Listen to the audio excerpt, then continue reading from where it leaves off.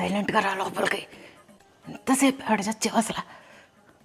ఇంకా అదే మెసేజ్ పెట్టి చచ్చాను బెల్ కొట్టొద్దని, లేకపోతే నీ పని ఉండేది అసలు. ఇప్పుడు దాకా మీ డాడీ ఇక్కడే టీవీ చూస్తా కూర్చున్నారు, ఇప్పుడే వెళ్ళారు పడుకోవడానికి. 3 సార్లు అడిగితే పైన పడుకుందని చెప్పా. టైం చూసుకోవా అసలు ఎక్కడికన్నా వెళ్తే. ఇంతకీ ఎవరు దింపారు? గోపినా? గోపికానా? అదేం పేరు డూప్లికా లాగా. నాకెందుకు అదే పేరు అయితే, అమ్మాయే కదా. సరేలే, అయినా నాకు తెలియక అడుగుతాను, ఈ అర్ధరాత్రులు తిరుగుడులేంటే? సినిమాకి వెళ్ళారా? ఏం మార్నింగ్ షోలు మ్యాట్నీలు పనిచేయవా మీకు? ఎప్పుడు అర్ధరాత్రిగా కుదురుతుందా? ఆ గాడిదలకు కూడా పని లేనట్టుంది. ఆ గుంపును వదిలేవే బాగుపడతామంటే నా మాట వినవు కదా. ఎంతసేపు అర్ధరాత్రులే బయటికి వెళ్ళడం.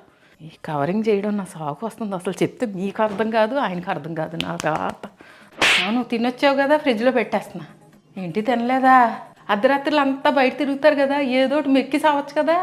లేదు, మళ్ళీ ఇంటికి వచ్చాక అర్ధరాత్రి అయినా అపరాత్రి అయినా మేము లేసి మళ్ళీ మీకు వేడి చేసి పెట్టాలి. మళ్ళీ చల్లగా ఉంటే తినరు ఈ దొరసాన్లు. నా కర్మరా నాయన, మీకు నిద్రలేదు మాకు నిద్రలేదు. త్వరగా మళ్ళీ మీ డాడీ లేసి వచ్చారంటేనా? ఎందుకేం సినిమాకి వెళ్ళావు? ఆ సినిమా అయితే నేను వచ్చేదాన్ని కదా, చెప్పొచ్చు కదా ఓ మొక్క ఫోన్ చేసి. వాసన వస్తుంది, నువ్వు కూడా తాగుతావా? నాకు తెలుసులే నువ్వు తాగవని. నీ పక్కన వాళ్ళు తాగితే ఆ వాసన నీకు కూడా పట్టుద్దిలే ఎంతో కొంత. అందుకే ఆ ఎదవలను వదిలేసి ఉండవే అని చెప్తాను. ఏనో కదా నా మాట.